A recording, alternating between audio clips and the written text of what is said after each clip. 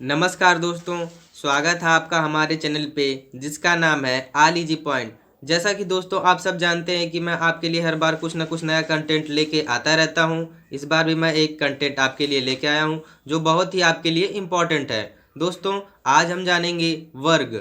वर्ग क्या होता है, वर्ग की परिभाषा क्या होती है, वर्ग का क्षेत्रफल क्या होता है, वर्ग का विकर्ण क्या होता है, वर्ग का परिमाप क्या होता है, और पांचवा दोस्तों सबसे आखिरी जो सबसे इंपॉर्टेंट है, वीडियो को थोड़ा सा भी स्किप मत करिएगा, वर्ग फुट क्या होता है, वर्ग फुट यानी स्क्वायर फुट कैसे निकाला जाता है। तो दोस्तों चलिए सबसे पहले हम जान लेते हैं वर्ग होता क्या है। सबसे पहले दोस्तों वर्ग की परिभाषा जानने से पहले मैं आपको कुछ वर्ग के बारे में बता देता हूँ। तो चलिए दोस्तों सबसे पहले हम देखते हैं कि वर्ग होता क्या है। देखिए दोस्तों, परिभाषा बताने से पहले मैं आपको बता देना चाहता हूँ वर्ग। वर्ग दोस्तों जो होता है वह चार भुजाओं से घिरी आकृति वर्ग नहीं होती है। दोस्तों चार भुजाओं से अगर घिरी आकृति जो होती है वो चतुर्भुज होती है। वर्ग की परिभाषा, वर्ग की डिफिनेशन दूसरी है।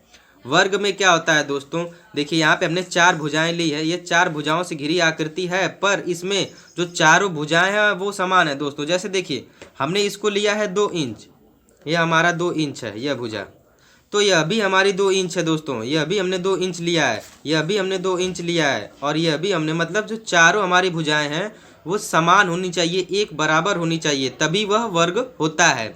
और दोस्तों वर्ग क्या होता है, देखिए वर्ग में जो कोण होते हैं प्रत्येक कोण दोस्तों 90 अंश का होता है। देखिए यहाँ पे जो हमारा कोण बन रहा है यह हमारा 90 अंश का बनता है। दोस्तों प्रत्येक कोण, अगर कोई भी चतुर्भुज है अगर उसमें 90 अंश का प्रत्येक कोण नहीं बन रहा है तो दोस्तों हमारा वर्ग नहीं होगा। यह देखिए यहाँ पे हमारा जो बन रहा है प्रत्येक कोण, अगर इसको हम चांदे से नापेंगे तो यह प्रत्येक कोण हमारा 90 अंश का बन रहा है।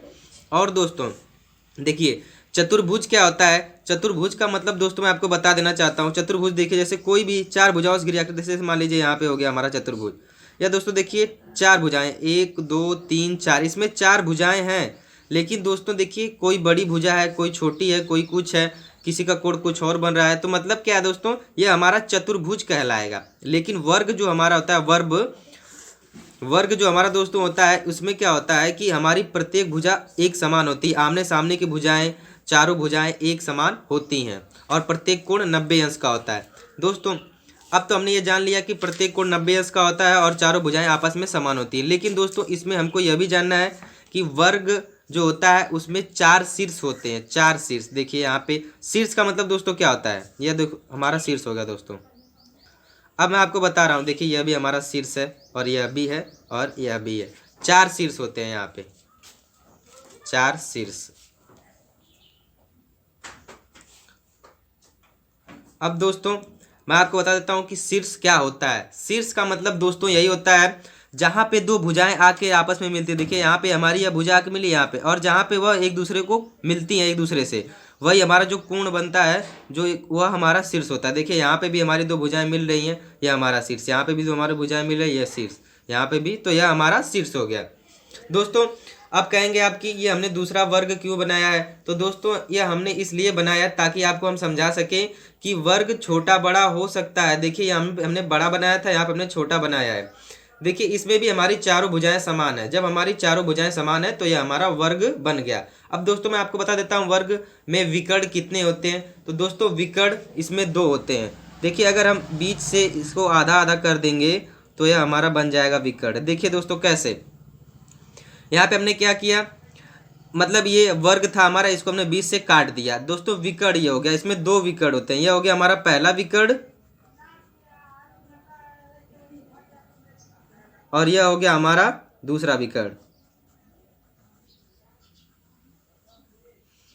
अब दोस्तों देखिए विकर्ण क्या होता है, विकर्ण वह होता है जो किसी भी आकृति को बीच से बराबर बराबर भागों में बांट दे। देखिए हमने यहाँ पे एक विकर्ण खींच दिया, इसको इधर आधा बांट दिया, इधर भी आधा बांट दिया, तो मतलब यह किसी भी आकृति, जैसे विकर्ण दोस्तों देखिए त्रिभुज में भी होता है, वृत्त में भी होता है, आयत में भी होता है, किसी भी आकृति में विकर्ण हो सकता है।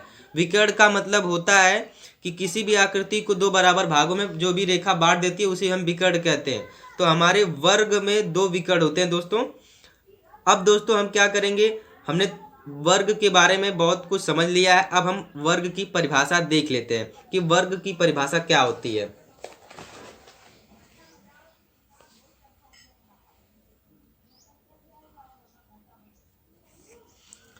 वर्ग की परिभाषा दोस्तों देखिए, हमने यहाँ पे पहले से ही लिख के रख लिया ताकि आपका समय बचे। यदि किसी चतुर्भुज की चारों भुजाएं बराबर हों और चारों कोण जो है समकोण हों तो उस चतुर्भुज को वर्ग कहते हैं। देखिए दोस्तों, यहाँ पे हमने कोण छोड़ दिया, यहाँ पे कोण लिख लेते हैं। यहाँ पे कोण, चारों कोण, ठीक है। देखिए फिर से एक बार हम पढ़ देते हैं। किसी चतुर्भुज की चारों भुजाएं बराबर हो और चारों कोण समकोण हो तो उस चतुर्भुज को वर्ग कहते हैं। अभी दोस्तों हमने आपको समझाया कि चारों भुजाएं बराबर होनी चाहिए और चारों जो कोण होते हैं वो 90 अंश के होते हैं। 90 अंश के कोण को ही हम समकोण कहते हैं, आप सब जानते ही हैं। तो वह चतुर्भुज यानी चार भुजाओं से जो घिरी आकृति है जिसमें चारों कोण समकोण हो और चारों भुजाएं आपस में बराबर हो, वही हमारा वर्ग होता है। अब दोस्तों हम थोड़ा सा कुछ इंपॉर्टेंट नोट समझ लेते हैं वर्ग के बारे में कि वर्ग में कुछ इंपॉर्टेंस नोट होती हैं। देखिए हमने लिख लिया यहाँ पे, वर्ग की चारों भुजाओं का योग, यानी कि दोस्तों जो चारों भुजाएं हैं उनका योग, जो उनका कोण बनता है, चारों भुजाओं के योग का कोण वो 360 अंश का होता है। यानी कि प्रत्येक कोण जो होता है 90 अंश का होता है। तो वो जो उनका कोण पूरा जोड़ेंगे 90 4 बार तो हमारा 360 होगा। उसके बाद दोस्तों यहाँ पे वर्ग की आमने सामने की भुजाएं आपस में बराबर और समान होती है, जैसा कि अभी हमने आपको बताया है आकृति बना के, वही लिखा है हमने यहाँ पे। और दोस्तों देखिए तीसरा है, 1 वर्ग मीटर में 1550 वर्ग इंच होता है। यह तो हो गई दोस्तों वर्ग की परिभाषा और कुछ इंपॉर्टेंट नोट्स। अब हम जान लेते हैं वर्ग का क्षेत्रफल और वर्ग का विकर्ण और वर्ग का परिमाप क्या होता है। तो दोस्तों देखिए हमने यहाँ पे लिखा है वर्ग का विकर्ण, वर्ग का परिमाप और वर्ग का क्षेत्रफल। तो देखिए पहले सबसे पहले हमने लिखा है वर्ग का क्षेत्रफल। तो अब बता देते हैं आपको कि वर्ग का क्षेत्रफल क्या होता है। दोस्तों वर्ग का क्षेत्रफल होता है, वर्ग का क्षेत्रफल बराबर भुजा का स्क्वायर। यहाँ पे हम लिख लेते हैं भुजा का स्क्वायर। भुजा का स्क्वायर मतलब भुजा की पावर 2, यही होता है हमारा वर्ग का क्षेत्रफल। उसके बाद दोस्तों वर्ग का विकर्ण क्या होता है।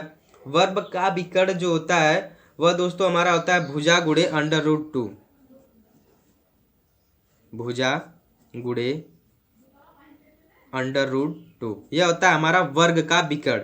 अब दोस्तों वर्ग का परिमाप क्या होता है। तो वर्ग का परिमाप होता है 2 गुणे कोष्ठक में लंबाई गुणे चौड़ाई, यह होता है हमारा वर्ग का परिमाप। अब दोस्तों यह सब हमने जान लिया। अब उसके बाद हम क्या करेंगे, अब हम लास्ट वाला ऑप्शन जानेंगे कि वर्ग फुट यानी स्क्वायर फुट कैसे निकाला जाता है।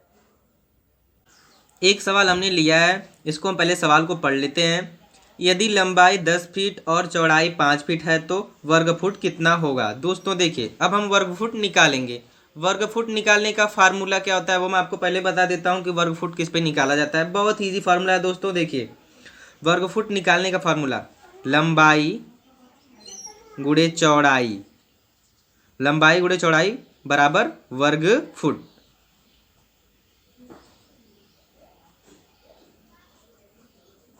यह दोस्तों हमारा है फार्मूला वर्ग फुट निकालने का।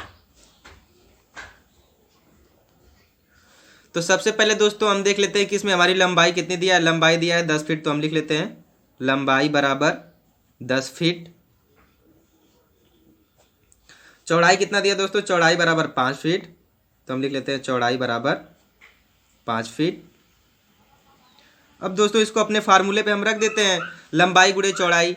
तो देखिए दोस्तों लंबाई हमारी क्या है, फार्मूले पे मैं रख दें, लंबाई हमारी 10 है, गुणे यहाँ पे लगाएंगे, चौड़ाई हमारी कितनी है 5 है।